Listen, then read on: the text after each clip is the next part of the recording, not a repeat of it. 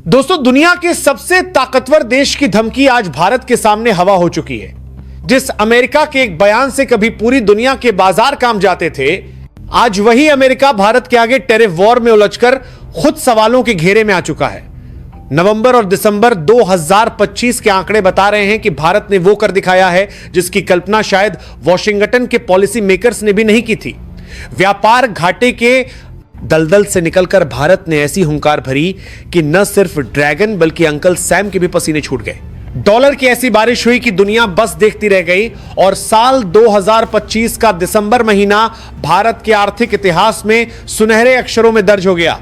जब पूरी दुनिया एक अजीब सी आर्थिक बेचैनी से गुजर रही थी, जब यूरोप मंदी से जूझ रहा था, चीन अपनी रफ्तार खो चुका था और अमेरिका में महंगाई और बेरोजगारी को लेकर हाहाकार मचा हुआ था, ठीक उसी वक्त भारत की अर्थव्यवस्था ने रॉकेट जैसी रफ्तार पकड़ ली।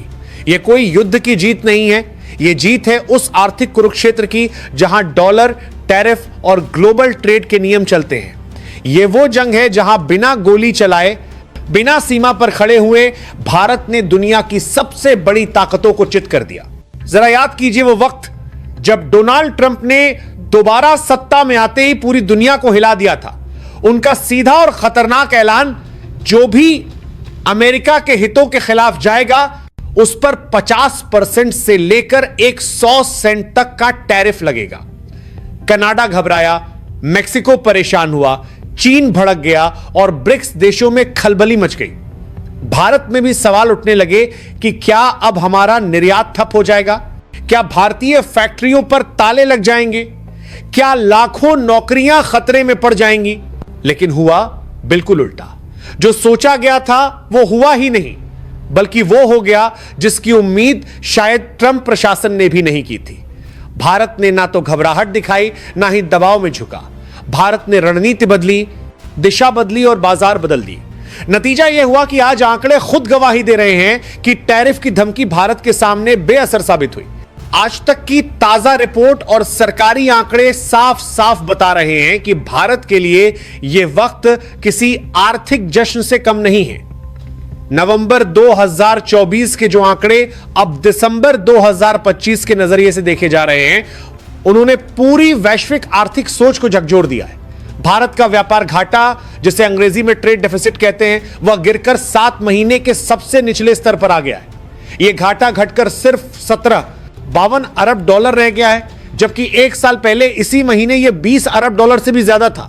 यह गिरावट कोई मामूली आंकड़ा नहीं है। व्यापार घाटा तब होता है जब कोई देश जितना बेचता है उससे ज्यादा खरीदता है, लेकिन भारत ने इस समीकरण को पलट दिया है। अब हम दुनिया को ज्यादा बेच रहे हैं और दुनिया से कम खरीद रहे हैं। इसका सीधा मतलब है कि भारत का पैसा अब विदेशों की जेब में कम जा रहा है और भारत के खजाने में ज्यादा रह रहा है। सबसे चौंकाने वाली बात यह है कि यह सब उस वक्त हुआ जब अमेरिका जैसी बड़ी ताकत अपनी संरक्षणवादी नीतियों के तहत अपने बाजार बंद करने में लगी हुई थी। ट्रंप को लगता था कि टैरिफ बढ़ाकर वह बाकी देशों को झुका लेंगे, लेकिन भारत ने अपने निर्यात को न सिर्फ संभाले रखा बल्कि आयात को चतुराई से कम कर दिया। यही असली मास्टर स्ट्रोक था। भारत की यह रणनीति सिर्फ व्यापार की नहीं बल्कि आत्मनिर्भरता की है। इसे ही स्ट्रेटेजिक ऑटोनॉमी कहा जाता है। ना डर, ना झुकाव, भारतीय उद्योग, व्यापारी और सरकार तीनों ने मिलकर यह साबित कर दिया कि अगर दुनिया को क्वालिटी चाहिए तो उन्हें मेड इन इंडिया ही खरीदना पड़ेगा, चाहे उस पर कितना भी टैक्स क्यों ना लगाया जाए। अब सवाल उठता है कि आखिर भारत ने ऐसा क्या बेचा कि डॉलर की बरसात होने लगी। अक्सर यह कहा जाता है कि भारत सिर्फ आईटी सर्विस बेचता है, लेकिन 2025 के आंकड़े इस सोच को पूरी तरह गलत साबित कर रहे हैं। भारत अब सिर्फ कंप्यूटर स्क्रीन तक सीमित नहीं है। भारत अब फैक्ट्रियों में भी दुनिया को मात दे रहा है। इंजीनियरिंग गुड्स, इलेक्ट्रॉनिक्स, फार्मा और टेक्सटाइल, यही वो 4 मजबूत स्तंभ हैं जिन पर भारत का निर्यात टिका हुआ है। खासकर इंजीनियरिंग और इलेक्ट्रॉनिक्स सेक्टर ने तो सारे पुराने रिकॉर्ड तोड़ दिए। एक तरफ पश्चिमी देशों में लोग महंगाई से परेशान हैं, दूसरी तरफ वही लोग भारत का सामान खरीद रहे हैं क्योंकि भारत ने क्वालिटी और कीमत का ऐसा संतुलन बना लिया है जिसका कोई मुकाबला नहीं है। सिर्फ एक महीने में भारत ने 3 अरब डॉलर से ज्यादा का सामान एक्सपोर्ट किया है और इसमें सबसे बड़ा योगदान छोटे और मंझोले उद्योगों यानी एमएसएमई सेक्टर का रहा है। यही वो सेक्टर है जिसे कभी भारत की कमजोरी माना जाता था, आज वही भारत की रीढ़ बन चुका है। दुनिया अब चीन पर आंख बंद करके भरोसा नहीं करना चाहती। चाइना +1 की रणनीति अब सिर्फ कागजों में नहीं बल्कि जमीन पर दिख रही है, और इस +1 की जगह वियतनाम या बांग्लादेश नहीं बल्कि भारत ले रहा है। फार्मा में भारत पहले ही दुनिया की फार्मेसी बन चुका है, और अब मशीनरी और इलेक्ट्रॉनिक्स में भी भारत अपनी बादशाहत कायम कर रहा है। जब अमेरिका में कोई ग्राहक आईफोन खरीदता है और उस पर लिखा होता है असेंबल्ड इन इंडिया, तो वो सिर्फ एक फोन नहीं खरीदता, वो भारत की बढ़ती वैश्विक साख का सबूत अपने हाथ में पकड़ता है। लेकिन जितना जरूरी पैसा कमाना है उतना ही जरूरी है उसे बचाना भी। भारत ने इस मोर्चे पर भी कमाल कर दिखाया है। व्यापार घाटा घटने की सबसे बड़ी वजह रही आयात में भारी कटौती, खासकर सोने और चांदी के आयात में। सोने का आयात करीब 30% घटकर $2.45 अरब रह गया, और चांदी का आयात तो लगभग 90% गिर गया। अब सवाल यह नहीं है कि क्या भारतीयों ने सोना पहनना छोड़ दिया, बल्कि सवाल यह है कि क्या भारतीय अब ज्यादा समझदार हो गए हैं। जवाब है हां। जब दुनिया में अनिश्चितता थी और कीमतें आसमान छू रही थीं, तब भारतीय खरीदारों ने खरीदारी रोक दी। सरकार की नीतियों ने भी इसमें अहम भूमिका निभाई। आज भारत अपना पैसा लॉकर में बंद करने के बजाय शेयर बाजार, बिजनेस और इंफ्रास्ट्रक्चर में लगा रहा है। पेट्रोलियम आयात में भी 21% से ज्यादा की गिरावट आई है।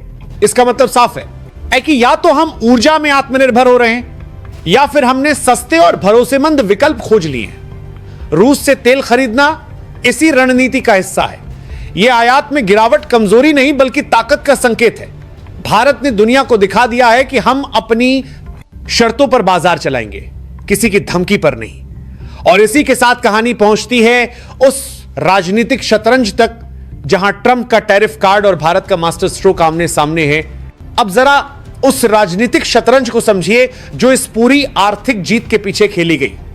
डोनाल्ड ट्रंप कोई साधारण नेता नहीं है, वो एक बिजनेसमैन है, और हर बिजनेसमैन की तरह वो दुनिया को भी मुनाफे और नुकसान की नजर से देखते हैं। जब उन्होंने ब्रिक्स देशों को खुलेआम धमकी दी कि अगर डॉलर को चुनौती देने की कोशिश हुई तो एक 100% टैरिफ लगा दिया जाएगा, और उनको बिजनेसमैन की तरह, तो उनका असली निशाना भारत और चीन ही थे। उन्हें लगा था कि भारत डर जाएगा, पीछे हट जाएगा और अमेरिका के नियम मानने पर मजबूर हो जाएगा। लेकिन यहां ट्रंप एक बहुत बड़ी गलती कर बैठे। भारत ने न तो खुलेआम ब्रिक्स करेंसी का झंडा उठाया और न ही डॉलर को दुश्मन घोषित किया। भारत ने बहुत चुपचाप, बहुत समझदारी से बीच का रास्ता चुना। हमने अपनी करेंसी में व्यापार बढ़ाया, स्थानीय समझौतों को आगे बढ़ाया, और साथ ही अमेरिका के साथ रिश्तों को पूरी तरह खराब भी नहीं होने दिया। यही कूटनीति की असली ताकत होती है। सामने वाले को लड़ने का मौका ही मत दो, बल्कि उसे यह एहसास करा दो कि वो लड़ाई जीत ही नहीं सकता। मोदी सरकार की यही सबसे बड़ी ताकत है। बाहर से देखने वालों को लगता है कि भारत कुछ बोल नहीं रहा, लेकिन अंदर ही अंदर भारत अपने पत्ते इस तरह चला रहा होता है कि जब नतीजे सामने आते हैं तो पूरी दुनिया हैरान रह जाती है। व्यापार घाटे में कमी, निर्यात में मजबूती और आयात पर कंट्रोल, यह सब किसी संयोग का नतीजा नहीं है, यह एक सोची समझी रणनीति का परिणाम है। वाणिज्य मंत्रालय के वरिष्ठ अधिकारियों ने साफ शब्दों में कहा है कि भारत अब सिर्फ पारंपरिक बाजारों पर निर्भर नहीं है,